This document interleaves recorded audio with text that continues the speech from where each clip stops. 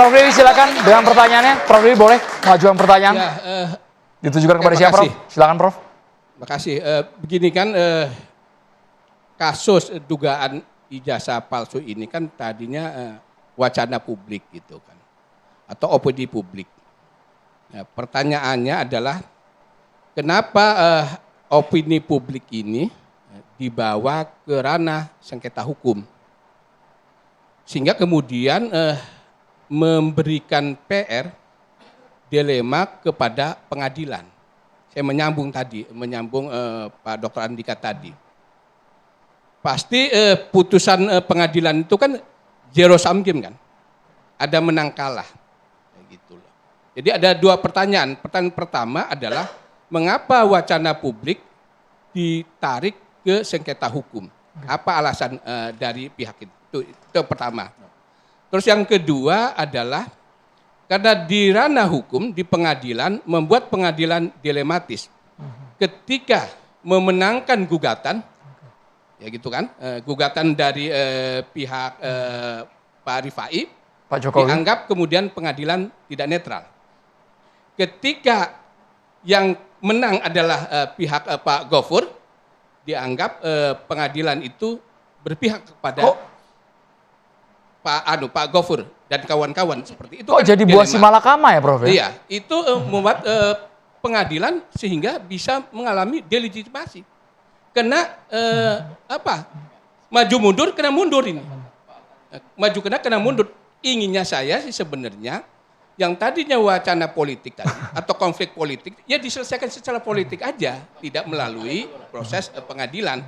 Karena ini tidak akan berujung tadi, apalagi kata Pak Alfred sampai kiamat nih kan. Nah, itu kan dari banding terus kasasi PK lagi. Wah, sampai kapan gitu.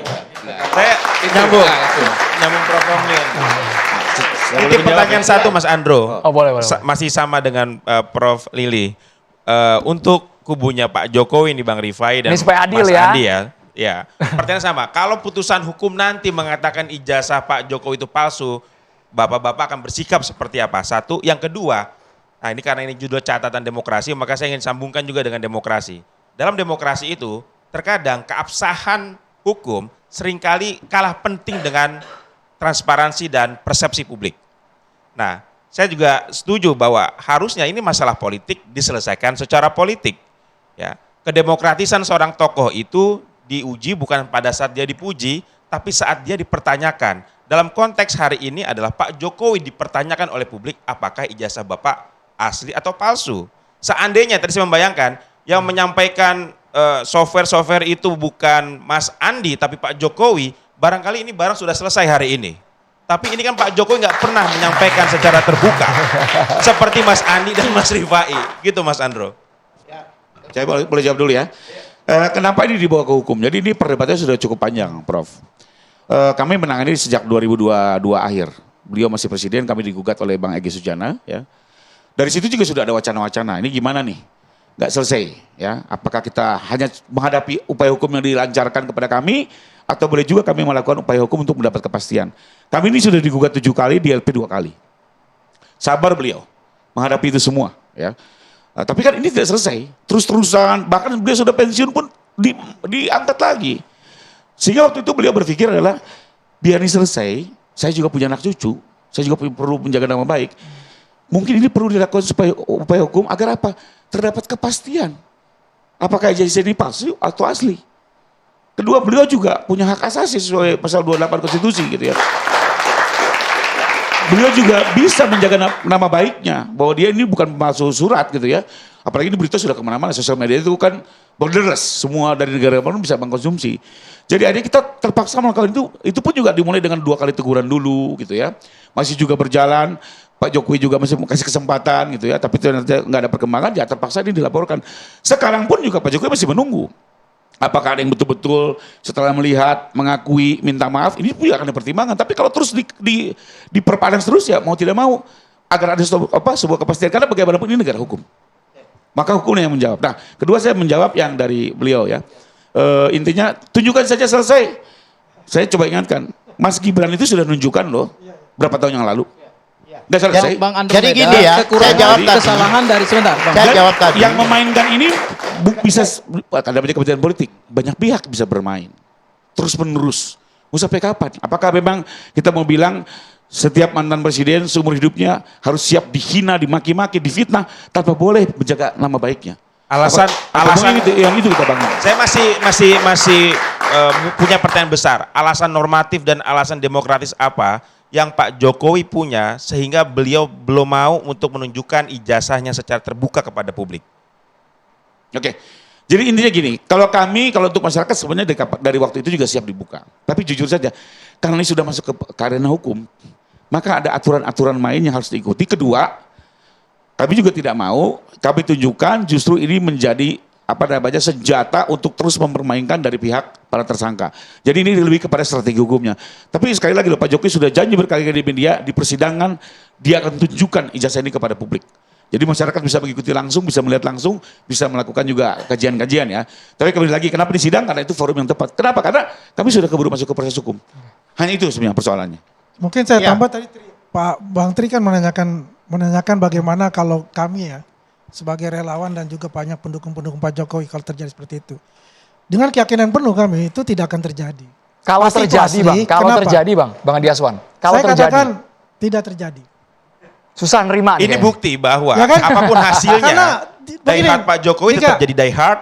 Bang Yang Andika, Bang Suryo juga tetap Bang Roy Suryo ya, gitu kan kan. begitu kan. Di sini kan mengatakan tidak akan pernah terjadi P21. Kan begitu. Konkretnya kan untuk mempertahankan diri untuk itu.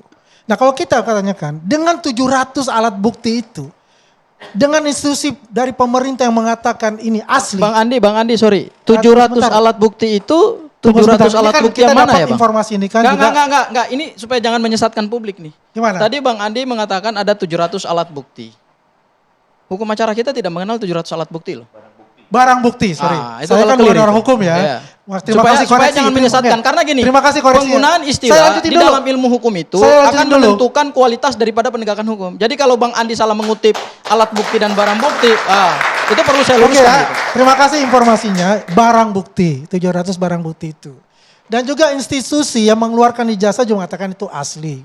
Kemudian dari laboratorium forensik juga mengatakan identik. Ya saya katakan itu asli. Apalagi juga teman-temannya dan sebagainya. Ya buat kami itu sudah membuktikan bahwa beliau itu adalah berkuliah di UGM ya sampai selesai. Kemudian mendapatkan ijazahnya. Yang selama ini dari awal kan pertama muncul tuh tidak kuliah di UGM, tidak mempunyai ijazah. Itu kan awalnya. Jadi selama ini mereka ini adalah konsisten. Konsisten dalam inkonsistensi. Ya. Artinya dari yang namanya tidak punya ijazah, kemudian lompat kepada foto. Tadi dikatakan itu sekarang dibilang foto Dumatno. Ini kan bermasalah untuk itu. Apalagi dikatakan sekarang oleh salah satu tersangka bahwasannya ya dia tahu siapa yang mencetak ijazah ini. Ini kan aneh buat saya. Pertama, dia mengatakan dengan keyakinan penuh bahwasanya foto itu adalah fotonya Dumatno. Ketika saya bertemu dengan Dumatno yang merupakan juga teman saya wawancara dia, apakah ada kata Dumatno lagi? Tidak ada kata Dumatno lagi. Berarti abang 100% asli Bang ya, bukan 99,9%. 100%. Tinggal kita buktikan aja di pengadilan. Saya Itu yang takutnya kita kalau buat. hasilnya bertolak belakang bisa frustasi nih kayaknya. Saya nanggapi Bapak tadi. Bapak tadi bilang katanya kenapa ada secara politik. Ini ijazah presiden Pak. Jangan sampai jadi sejarah bahwa di sejarah Indonesia ini ada presiden yang punya ijazah palsu. Jadi tidak semudah itu. Dan mereka Jokowi ini pada waktu melamar sebagai presiden, dia menggunakan ijazah itu. Ini dokumen publik. Jadi publik berhak tahu. Sekarang publik memasalahkan. Iya. Saya paham Pak Al-Qadiri bahwa ini adalah pucuk kekuasaan tertinggi presiden.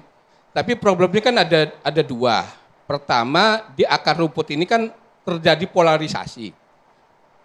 Berhadap-hadapan antara pendukung Pak Jokowi dan pendukung Pak Rio CS. Itu saya kira tidak baik gitu loh kan. Karena berhadap-hadapan masyarakat pasca pemilu 2024 kok masih ada. Iya. Terus yang kedua adalah terkait dengan presiden demokrasi kita nih. Iya. Dan politik elektoral. Iya. Gitu loh. persoalan ini saya harap sih, saya pribadi itu tidak diselesaikan di pengadilan.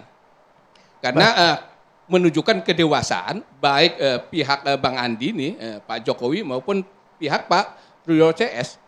Mungkin ini sudah memasuki ranah pidana, mungkin itu kan saya nggak tahu gitu. Bisa nggak gitu loh?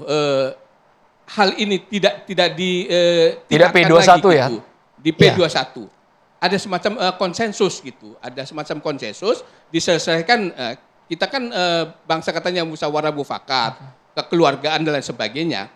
Karena bagaimanapun siapapun yang menang itu akan mencoreng gitu, mencoreng wajah demokrasi kita, wajah bangsa kita. Gitu. Saya paham masing-masing itu, oleh karena itu. Tapi contoh tadi yang diberikan tadi Pak, jangan lupa Pak, gara-gara ijazah ini ada 2 warga negara di penjara 6 tahun Pak. Betul Ya, itu. Jadi tidak seperti dia katakan bahwa pada waktu itu yang namanya Bambang Tri dan Gus Nur itu dipenjara dengan dakwaan itu kebohongan yang menimbulkan keonaran, tapi ijazah itu tidak dihadirkan. Ya betul itu, ada korban 2 tidak dihadirkan ijazah itu. Jangan sampai juga muncul ada orang yang dipenjara lagi. Artinya tidak semudah itu baik ditolak. dari pihak sini gitu, katakanlah bahwa itu palsu, Pak Jokowi dipenjara, atau dari pihak Pak Rosoras ternyata itu asli. Itu yang maksud saya, yang saya tidak menginginkan sebagai Prof. pribadi. Prof. Romli, izin ya saya tambahkan ya. Jadi sebetulnya perkara ini asal muasalnya kan dari satu hasil penelitian ilmiah. Yaitu Mas Roy, Bang Rismon dan Dr. Tifa. Dari hasil penelitian itu kemudian oleh Pak Joko Widodo dibawa ke ranah hukum pidana. Jadi sebetulnya yang memperkarakan perkara ini adalah Pak Joko Widodo. Tanpa pernah melakukan klarifikasi atau menggunakan instrumen ilmiah yang apple to apple yang sebanding. Sehingga hasil penelitiannya Mas Roy, kemudian Bang Rismon dan Dr. Tipa itu bisa di-challenge gitu.